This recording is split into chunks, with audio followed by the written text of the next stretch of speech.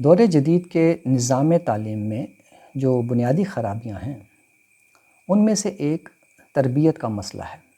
کہا جاتا ہے کہ تعلیم گاہوں کو، اسکول، کالج، یونیورسٹی کو اور مدارس کو بچوں کی تربیت بھی کرنی چاہیے، اور اس کے لیے بہت سارے کورسز اور بہت سارے طریقے اختیار کیے جاتے ہیں، مگر اس کے ساتھ یہ بھی تسلیم کیا جاتا ہے کہ بچوں کی وہ تربیت نہیں ہو پا رہی جو کہ مطلوب ہے، اور ایسی نسلیں تیار ہو کے سامنے آ رہی ہیں جو غیر تربیت یافتہ ہیں۔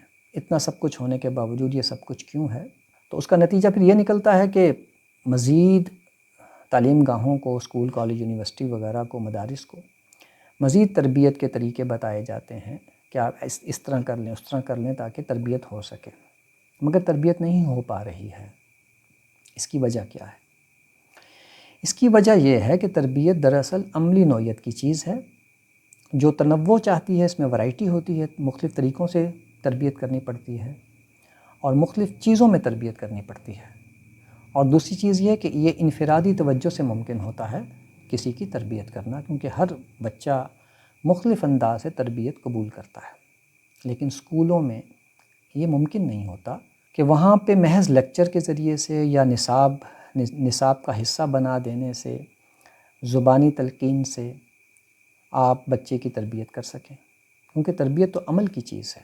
اور پھر وہاں انفرادی تربیت ممکن نہیں ہوتی، کیونکہ بچوں کو آپ پوری جماعت کو آپ مخاطب کرتے ہیں، ان کا پورا گروپ ہوتا ہے جس کو آپ لے کر چلتے ہیں، جبکہ تربیت انفرادی طور پر ہوتی ہے۔ تعلیم کے ذریعے سے چند اخلاقی قواعد سکھائے جا سکتے ہیں، کچھ سماجی قوانین کا علم دیا جا سکتا ہے، مگر تربیت کا مکمل نصاب جو ہمہ جہت تجربات کا تقاضا کرتا ہے اسے اسکول میں برتا نہیں جا سکتا۔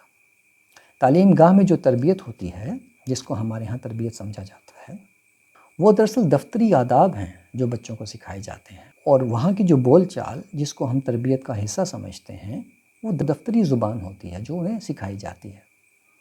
یہ معاشرے کی بول چال اس کی زبان نہیں ہوتی ہے۔ معاشرے میں جو بول چال زبان بولی جاتی ہے وہ اس سے مختلف ہوتی ہے، اور اسکول میں جو بھی آداب سکھائے جاتے ہیں اس میں تمام سماجی آداب شامل نہیں ہوتے۔ تربیت اصلاً خاندان کے کرنے کا کام ہے، یہ ہے اصل پوائنٹ، کہ تربیت اصلاً خاندان کے کرنے کا کام ہے، اور معاشرہ اس کی تجربہ گاہ ہوتا ہے جہاں پہ اس تربیت کا اطلاق ہوتا ہے اور پھر نیا سبق سیکھا جاتا ہے۔ خاندان کا جب ادارہ کمزور ہوا ہے دور جدید کے نظام میں، تو اسکولوں نے بہت سے کام جو والدین کے کرنے کے تھے، خاندان کے کرنے کے تھے، انہوں نے اپنے ذمے لے لیے۔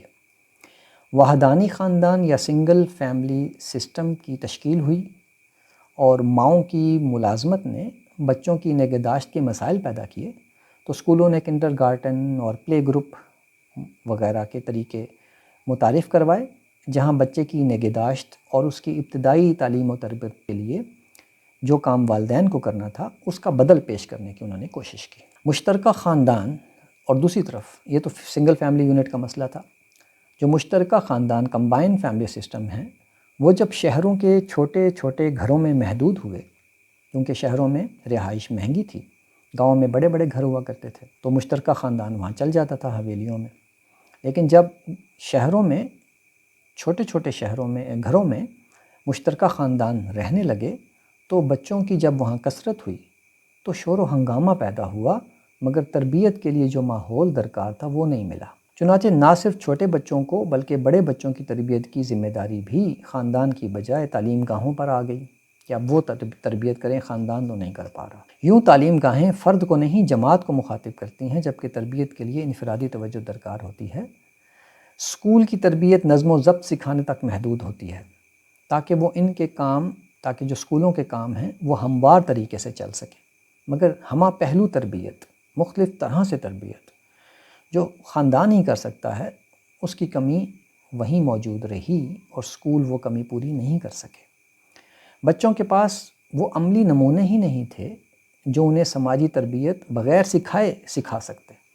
جو سماجی تربیت ہوتی ہے وہ عملی نمونوں سے سیکھی جاتی ہے، اور ہم اسے واعظ و تلقین اور نصاب کے اندر شامل کر کے سکھانے کی کوشش کر رہے ہیں۔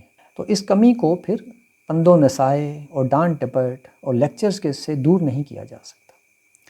اسکولوں میں اساتذہ نے بھی یہی غلطی کی کہ عملی تربیت کی چیزوں کو وہ واعظ و نصیحت سے حاصل کرنے کی کوشش کرتے ہیں، اس لیے اس کا کوئی نتیجہ نہیں نکل سکتا۔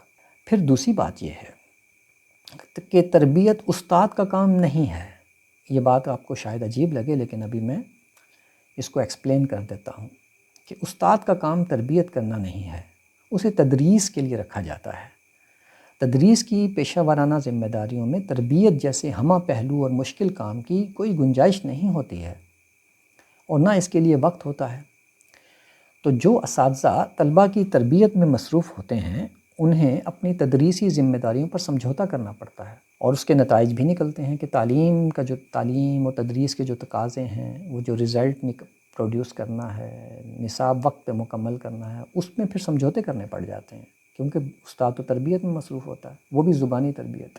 لیکن حقیقت یہ ہے کہ اساتذہ کے عمل سے جتنی تربیت ممکن ہوتی ہے، بس وہی بچوں کو ملتی ہے، اور وہ بھی ایک محدود ماحول میں ہی ممکن ہوتی ہے، کیونکہ استاد ہر طرح کا نمونہ تو پیش نہیں کر سکتا اس اسکول کے ماحول میں۔ وہ ایک استاد کی حیثیت سے ہی وہاں بیٹھا ہوتا ہے، استاد کی حیثیت سے ان سے بات کرتا ہے اور چلا جاتا ہے، جبکہ سماجی تربیت کے لیے مختلف قسم کے نمونے درکار ہوتے ہیں، جو دراصل خاندان اور سماج میں ملتے ہیں۔ اساتذہ کے ذریعے سے تربیت دینے میں دوسرا بڑا مسئلہ یہ ہے کہ اساتذہ کے کچھ ذاتی عقائد ہوتے ہیں، نظریات ہوتے ہیں، تعصبات بھی ہوتے ہیں۔ تربیت کے نام پر وہ اپنے ایسے خیالات کا پرچار بھی کر سکتے ہیں اور کرتے بھی ہیں، جو دوسروں کے لیے قابل قبول نہیں ہوتے۔ اس بنا پر اساتذہ کو تربیت نہیں کرنی چاہیے۔ تعلیم گاہوں سے اگر تربیت کرانا مقصود ہو، لیکن اگر آپ چاہتے ہیں کہ اساتذہ ہی تربیت کریں، تو اس کا پھر ایک منظور شدہ نصاب ہونا چاہیے، تاکہ معلوم ہو کہ تربیت کے نام پر بچوں کو کیا سکھایا جا رہا ہے۔ نیز ہمہ پہلو تربیت کی عملی نوعیت کے پیش نظر، یعنی ہمہ پہلو تربیت کرنی ہے مختلف طرح سے، مختلف چیزوں کی، اور پھر عملی نوعیت کی چیزیں ہوتی ہیں، تو پھر تربیت کا انداز ایسا اپنائیں کہ وہ تدریس سے الگ ہو، جو تدریس کا ٹائم ہے اس کے ساتھ پھر یہ شامل نہ ہو، اور اس کا طریقہ کار بھی عملی نوعیت کا ہو، لیکن اس سب کے اور پھر انفرادی توجہ بھی ہو، لیکن ان سب کے باوجود یہ تمام چیزیں خاندانی تربیت کا بدل نہیں بن سکتی۔ جدید نظام تعلیم نے اسکولوں کو پورے سماج کی ذمہ داری اٹھانے کی راہ پر ڈال رکھا ہے۔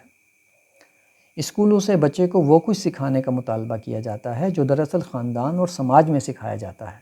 ضروری یہ ہے کہ جو کام خاندان کے کرنے کے ہیں، اس کے لیے خاندان ہی کو ذمہ دار بنایا جائے، اور انہیں اپنی بھولی ہوئی ذمہ داریاں یاد کروائی جائیں۔ چنانچہ اولاد پیدا کرنے سے پہلے مرد اور عورت یہ دیکھ لیں کہ وہ ان کی آنے والے بچوں کی خاندانی تربیت کا کیا انتظام کر سکتے ہیں۔ بچوں کی پرورش میں ان کی تربیت کو وہ اپنی خاندانی منصوبہ بندی میں اولین ترجیحات میں شامل کریں۔ یہی اس مسئلے کا حل ہے۔ بہت شکریہ۔